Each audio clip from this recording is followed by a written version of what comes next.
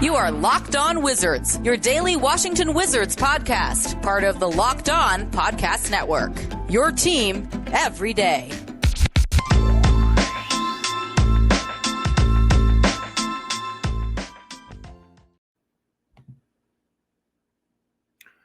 Welcome to the Locked On Wizards podcast. This is your host, Ed Oliver. You can follow me on Twitter at EDTOOFLATT.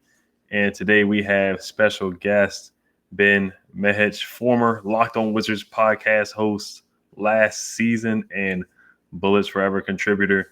How you feeling today, man?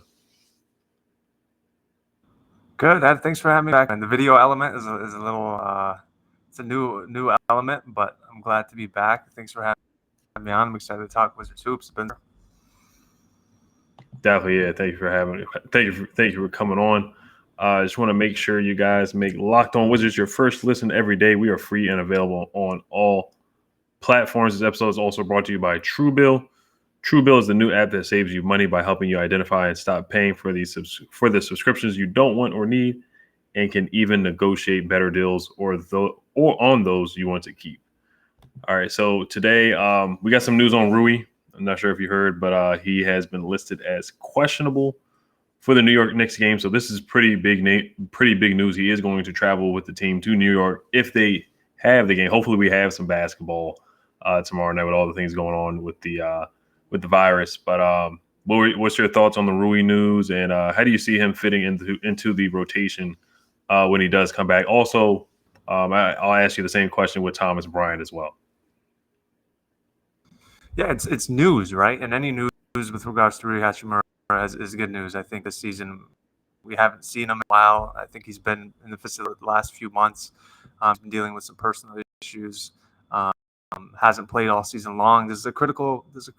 And you look back to the playoffs against the Philadelphia 76ers, a couple of breakout games. Time and Co were really high season. He was supposed to be an integral piece. He was supposed to be, and sort of for whatever reason, never really spoke about why, and I understand if it's personal. But, now that he's traveling with the team, the fact that he's listed as questionable, that seems he's on his way back, and the Wizards need him. They're on struggling lately. They're just one game above 500 after starting 10-3. They're a smaller team, bigger players. If that makes sense. Davis Bertans, Kyle Kuzma, neither of those players are off physical. Rui Hachimura is going to give them a boost there, and one of their best defenders on the team as well. They need guys that can defend with size, that can switch. We saw him defend the Giannis Antetokounmpo and Kawhi Leonard of the world pretty well last year. Wizards don't have a player on their roster that, with all due respect to Deni Avdija, he's also a versatile defender, but a guy that you want guarding Giannis, LeBron James, Kawhi Leonard, Paul George, those types of players, at least at this point, is capable of doing that. So, Wes Unseld Jr. is all about defense. Rui's going to give him that, and I think offensively he's going to help him out as well. He spaced the floor. Wes Unseld Jr.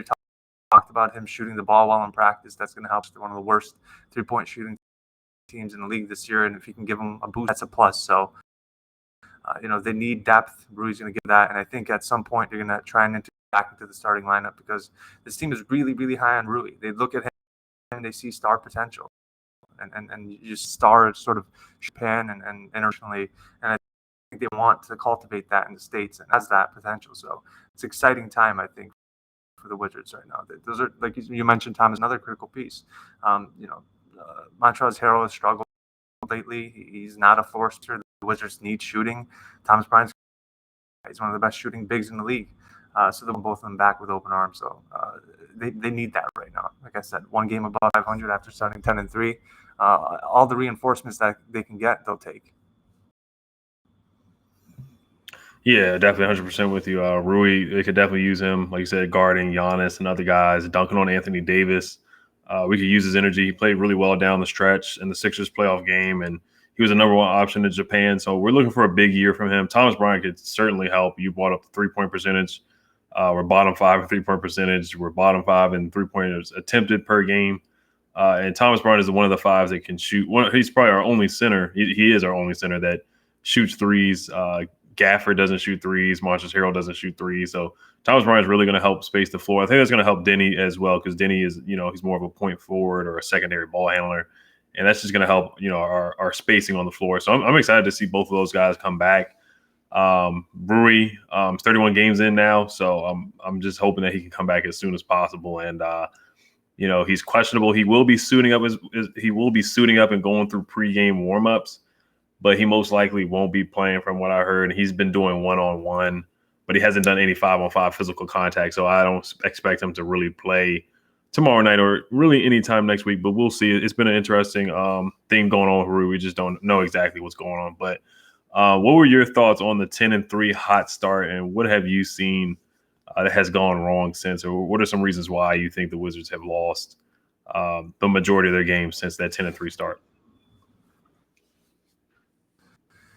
Yeah, I mean, you look at those games; they won a lot of those games down the stretch by 2 points. They were sort of eking those wins out, and a win's a win. Wes Unseld Jr. was saying that after those close wins. He was saying they came on the record. They were 7 games above 500, and I understand that, but winning that sort of way is unsustainable, right? You can't eke out 2 3-point wins and expect that to continue throughout the duration of the season, especially when your offense is struggling. And we've seen this team really struggle defensively when they're not making shots. It shouldn't be an issue, right? Wes Unseld Jr.'s calling card has been defense. He's been trying to pressure these guys into playing defense. Falling doesn't mean that you can't contribute defensively. And they're struggling with that. They're losing games, and you're not doing that. It's hard to win basketball games. So I think that tempered at the beginning of the year, given the way they were winning, it's entirely unsustainable. I thought the shooting would come around. Bradley Beal's coming around lately. Davis Bertans hasn't. Corey Kispert hasn't been shooting the ball well this year either. Spencer Dinwiddie's fallen off a cliff after the beginning of this. It's really been a non-factor. I don't know if he's injured, playing through pain, whatever the case may be. There was a report that the Wizards wanted him to sit out the first season. He obviously didn't. He's struggling mightily on both ends of the floor. So I think you're just seeing the toe. It's gonna, right? After such a hot start, it's coming back to earth, and that's what the Wizards are experiencing right now. But the thing is, they're still a deep team. I think they have the pieces to do it. It's one of the deepest rosters in the NBA. Bradley Beal is coming around. I think if he keeps playing at this All-NBA level, the Wizards are going to start to mellow out. They'll find a happy medium. They're probably a 5 team, right? And if they play like that throughout the duration of the year, they'll be a 42, 43-1 team. And really, that's what the Wizards were expected to be, I think. And maybe even that's exceeding most expectations that they had at the beginning of the year. Because if you look back, they're really on the cusp of being a play-in team. But I think they're probably be closer to that 6th, 7th, 8th seed once, this ends. I think that's probably closer to the real Wizards than what we saw at the beginning of the season. Definitely, yeah. I got a little too excited after the 10-3 start. I was saying that we could possibly win 50 wins, but that was just some of my fandom there. And they did look good. I mean, Montrezl Harrell was top 10 on the MVP ladder. I mean, they were playing good ball. They were really good defensively, like you said. A lot of the games were close. Celtics game went to double overtime. The Pacers game went to double overtime. So they were able to squeak out some wins, and they haven't been able to do that lately. But it looks like they could be getting on the right track if Bradley Beal plays better. I do want to get to Spencer Dinwiddie later on because he has fallen off a cliff. It's kind of it's just interesting to see how much he's fallen off because he was a huge piece. He was our closer in that first 10 to 13 games, and now he's in the month of December he's averaging like 6 points per game, which is just he's like 14% from the three, so which is just awful. But we'll get to Spencer Dinwiddie in a moment. We'll talk about Deni after a quick word from Prize Picks. This episode is brought to you by Prize Picks. You've been hearing me tell you about Prize Picks for months. Have you signed up yet? If you haven't, now is the perfect time. For a limited time, Prize Picks has an exclusive no-brainer of an offer for all of our users. Users get $50 for free if a player in your first Prize Picks entry scores a single point, but you must use code NBA. That's right. This is an exclusive offer available to Locked On fans only who use code NBA. Prize Picks has the best NBA DFS prop game on the market. Prize Picks offers more NBA props than any other DFS prop operator and offers all the superstar players as well as bench players, only recording a handful of minutes each game. Prize Picks offers any prop you can think of from points, assists, rebounds, threes made, etc. You pick 2 to 5 players and an over/under on their projections, and you can win up to 10 times on any entry, and it's just you versus the projected numbers. PrizePicks also allows mixed sport entries. Use the award-winning app on both the App Store and Google Play. PrizePicks is safe and offers fast withdrawals. Go to prizepicks.com today or go to your app store and download the app. All users that deposit and use our promo code NBA will get $50 free if your first PrizePicks entry scores a single point. That's right. All users that deposit and use our promo code NBA will get $50 free if your PrizePicks entry scores a single point. PrizePicks is daily fantasy made easy. This episode is also brought to you by Boost Mobile. You listen to podcasts for the power of knowledge. You switch to Boost Mobile for the power of saving money. Get 3 unlimited data lines for $30 a month per line and a free 5G phone when you switch, so you can get the latest episodes all on one of America's largest 5G networks. More power to save. Boost Mobile. Free phone limited to new customers and 1 per line. Additional restrictions apply. Offers coverage not available everywhere for all phones or networks. See boostmobile.com for details. I want to thank you guys for making Locked On Wizards your first listen every day. We are free and available on all platforms. So I do want to get to you quickly about Deni. I know a lot of our listeners from Israel will probably disagree with what you said earlier about Deni guarding Giannis and LeBron James, because he has throwing up the action, throwing up the clamps. He's shown some potential there, guarding Brandon Ingram and other guys down the stretch. I thought he did a solid job. He's really improved from last season. So what's your thoughts on Deni's development this year? What do you see as his ceiling and like a fair comparison to Deni Avdija's game? And do you think he should be inserted into the starting lineup? Yeah, Deni has been a bright spot for this team all season long. At the beginning of I think you mentioned the clamps thing, the patented X that he's been throwing up after guarding some of the league's elite. You mentioned Brandon Ingram. He's been showing flashes of being a legit defender. I think the Wizards fans get ahead of themselves a little bit. They talk about all defensive teams and whatnot. That's reserved for the guys we mentioned earlier. Years old, he'll get there. He can get there. He's shown potential to get there. He's 6'10". He can switch pick and rolls. He's aggressive. He's playing with confidence. Under Scott Brooks, he didn't. I don't think that's a crazy statement to say. This is a kid who was slotted in the corner under Scott Brooks' offense, and defensively, you can tell he struggled. He struggled guarding pick and rolls. He just looked like someone who was sure of himself. I think Wes Johnson Jr. has been spending a lot of time watching tape with him. He goes over scouting reports heavily with him. And I think that's grown his confidence. Working out with Kyle Kuzma all the time. I think he's around players who are consistent role players and can play legit roles on all good players, and that'll make you a better player. So I think he's been for the Wizards this year. Whatever happens with Bradley Beal, whatever happens with the team's future, they know that if Deni sticks or they keep developing him, he's going to turn into a really, really good NBA player. The sky's the limit for him. A lot of polishing to do offensively. He's shown a faster stroke, which I think is a good sign. When he came in from Israel, he had a sort of slower shot, but he's shown that he can shoot it a bit now. And that's huge for a young player. So Deni, I think it's going to take some to develop, but he is, I think, one of those fans can look forward to over the years to come, and someone that could be a catalyst to a future basketball, right? Someone probably not the best comparison at this point in their careers, but Draymond Green gets after it defensively. He gives them energy. He's a very, very good distributor for a player his size. Is a court awareness on this trajectory. You can see him play that type of role. Just a glue guy. Maybe never an all-star, maybe not an all-NBA guy, but a player like an Andre Iguodala, a Draymond Green, a guy that you know that you can slot in, play 30 minutes, and know what you're going to get from him, no matter whether the shot is falling or not. So that's easy for the Wizards to have going forward, and I think an exciting developmental story for the Wizards. And this is a team that's notoriously failed at developing players. And the fact that it's turning around with a player like Deni Avdija, who's relatively very young, is a very good sign, I think, for the future. Definitely, yeah. He's playing good ball. He was huge in that Jazz win, throwing out the clamps, playing good defense, and he is developing, like you brought up. The players developing. We look at Troy Brown. He didn't know his role, and Deni, he's not just sitting in a corner anymore. So we love that he's getting the chance to rebound the ball, bring the ball up, and be a point forward, be a secondary ball handler. And that's, big reason why Wes Unseld Jr. got the coaching job for the coaches of the Washington Wizards. He said he was going to be able to do his best to develop Deni Avdija. So, but yeah, let's transition to Spencer Dinwiddie here and Bradley Beal. What's your thoughts on their chemistry so far? And how do you see the Wizards getting Dinwiddie to kind of be more aggressive and improve? And do you think the Wizards who do you see as the Wizards' second scoring option on offense right now? Because it was supposed to be Spencer Dinwiddie, but he hasn't really been that guy lately. This was like a totally unexpected development, right? After Spencer started the season so well, coming off an ACL injury.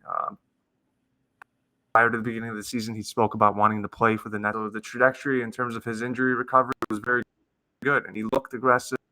He was attacking the basket, like you said. He was at the beginning of the season, and then once the Wizards started struggling, you can just tell he started becoming more timid. I don't know if it's just the injury accruing, if his knee's bothering some more. I don't want to speculate on that. He has played with less aggression. His fit with Bradley Beal has been somewhat awkward. He's not shooting guard in the world. From deep, which means that you're going to have spatial issues with a player like Bradley Beal this year. I think he's had his worst field goal or 3-point percentages, and so the fit is questionable. I think they're very similar in the sense that they need the ball to score. Neither of them are great off the ball, given that they've both struggled. The thing is, Spencer's a really good player. That's just, I think, look at the elements of a good player, someone who, with his basketball IQ, he's got struggles, right? He's had a borderline all-star season. His last healthy season, he averaged 20 points and 6 assists. He did it on a fairly efficient basis. He did it for a Nets team that helped reestablish their identity with his play. They're looking for that type of player. He struggled offensively. I think Wes Unseld was trying to figure out whether to play him on the bench some more time with the ball. His connection with Daniel Gafford is sort of fallen off. I think what you're seeing now is a player struggling to find chemistry with brand new teammates. Overachieved at the beginning of the season. They were firing on all cylinders. They were winning games. Like you said, they started 10-3. Once you start falling back down to earth, you're going to see some of those chemistry issues arise. It's a brand new team. Point guard. You got to remember, Bradley Beal played with Russell Westbrook and John Wall before this, two of the history. And now you're playing with Spencer Dinwiddie, who likes to slow the pace down, which has been somewhat of a problem. The Wizards are, 29th in fast break points this year. It's a completely different shift than what we with the Washington Wizards, right? They have athletic players. I think Spencer just has to get comfortable with Brad. They got to figure out how to play hench in spurts, start his minutes, whatever the case may be. But the good news is for Wizards fans, Spencer is a really good player. He's really talented. There's a reason why he was trying to pitch him the idea of playing alongside himself in DC. Dynamic backcourt. They have the potential to be a very good back. Both uber talented. I think it'll work. It'll take some time. Whether it's overcoming this injury, finding chemistry, whatever the case may be, it's not a problem that can't be overcome. I think it's just going to take some time. But you got to trust in the guy. Q, I think, sells me too. You watch play. This is a guy who clearly knows how to play the game. He's very smart. You listen to him speak. He thinks at a very high level. He's a very interesting guy. I think that helps the Washington Wizards too. Gets along well with his teammates. It's not like he's butting heads with Bradley Beal on the court or anything like that. So I think you just got to be more patient. Again, Wizards fans, started the season really hot, fall back down to earth. Players are going to struggle. Peaks and valleys happen. I understand Spencer's struggling mightily. We said the term falling off a cliff. I mean, he's gone scoreless in games. That's obviously unacceptable for a player of his caliber, but that just shows you the extent of the struggles and the fact that he can overcome it. He will overcome it. He showed a very high level at the beginning of the season, right? It was a top 3 player on the roster at the beginning of the season. So he's capable of doing it. He's shown throughout the course of his career that he's capable of, pitfalls. The Detroit Pistons sort of in and out the NBA, and now he's a starter. And I think he's going to show that he can play at that level. Got to be patient, though. Yeah, definitely. And if the knee isn't right, then I'm fine with him resting. I don't want him to push it. We see how talented he is and how much he can get to the basket. You saw with Brooklyn in 2020, and he tore his ACL. I think I want to say it's been less than a year since he tore his ACL, so it's hard to recover from that. And he's a great player. Tommy Shepard did a lot to get him here. He pulled the 5-team trade, and 3 years, $62 million. It's a good amount of money. He's supposed to be our starting point guard. So I do believe that he'll be able to pick it up. And I definitely trust in him for that. And, we're going to try to be patient on Spencer Dinwiddie with that. But next, I wanted to get to your thoughts on some of the offense. And there was an article that came out talking about the offense of what some of the players have said.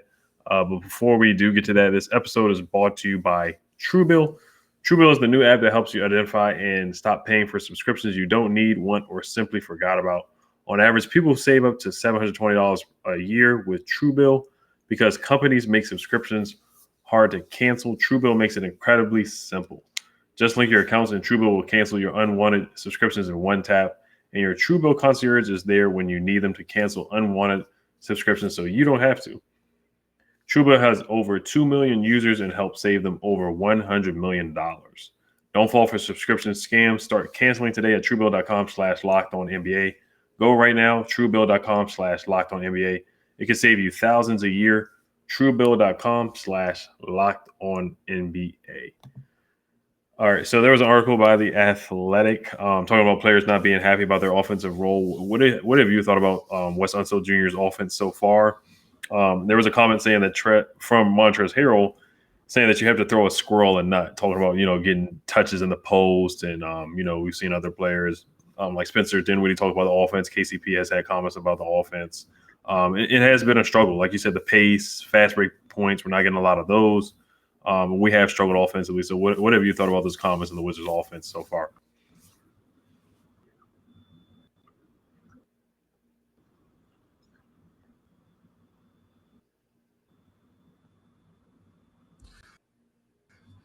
Yeah, I was pretty bothered by that article.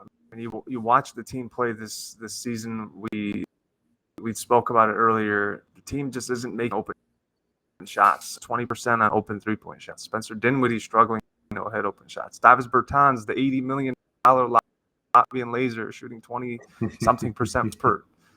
Who's proclaimed the best shooter in the draft class, shooting 20-something% from threes. I mean, I understand they're going to get frustrated. You go to the media. Joshua Robbins wrote that terrific article.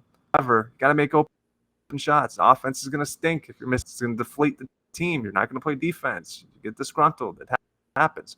You can't complain about offense if you're missing an open shot after. See the guys who are getting paid to make shots, right? There's players on the roster who don't. Montrezl Harrell, those guys get paid to score inside, protect. That's fine. Those Bertans, though, Bradley Beal, Spencer Dinwiddie, can't complain about the offense if you're missing open shots. This is the way it is. What's Wes Unseld supposed to do? Put on a jersey and make shots for him? This is not how basketball works. He's a coach. There's only so much you can do.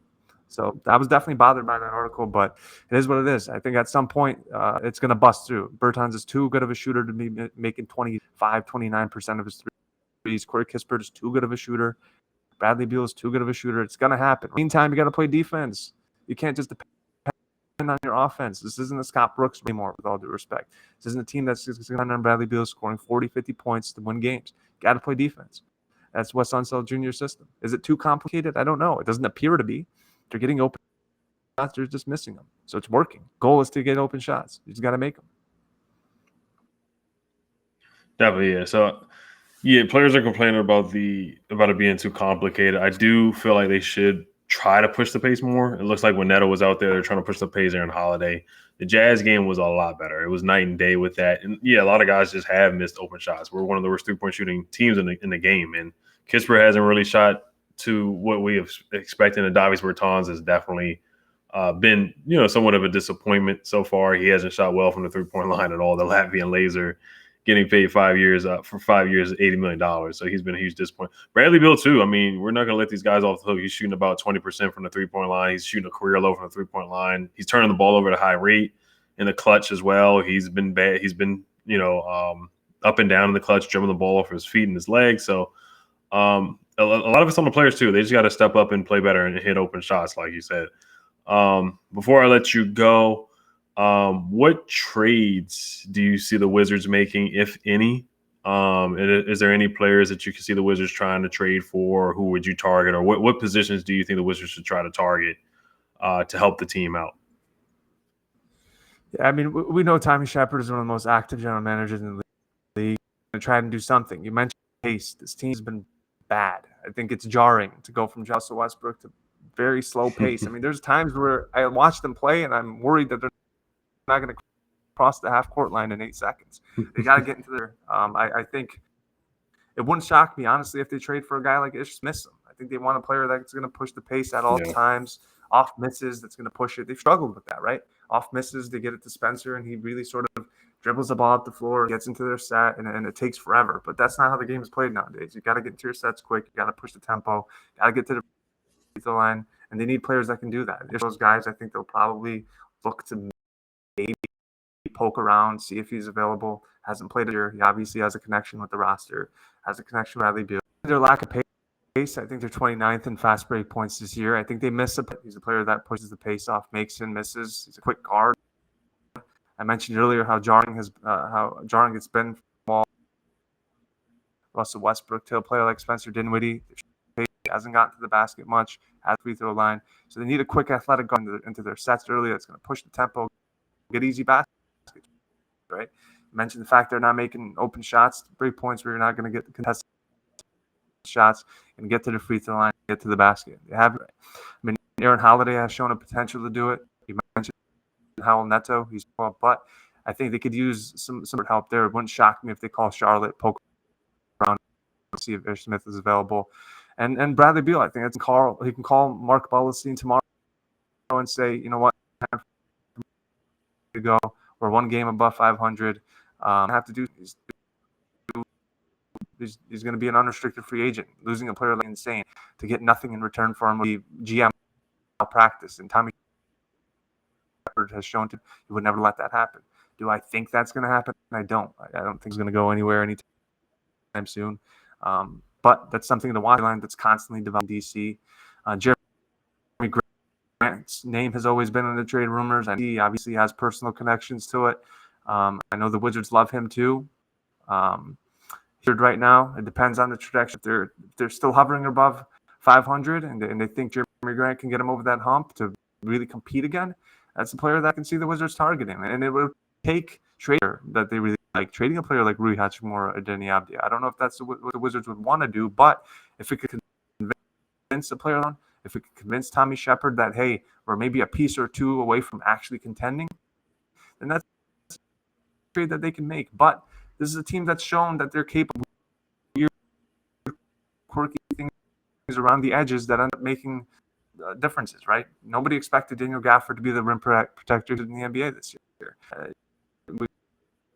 We've seen Tommy Shepard make these sort of marginal moves, and it wouldn't shock me if he ends up getting some known random guy who ends up contributing. Tommy Shepard finds gems in the rough all the time. That's to watch for, but Ish Smith, I think, is the name that if I had to pick, would definitely call on to see if he's available.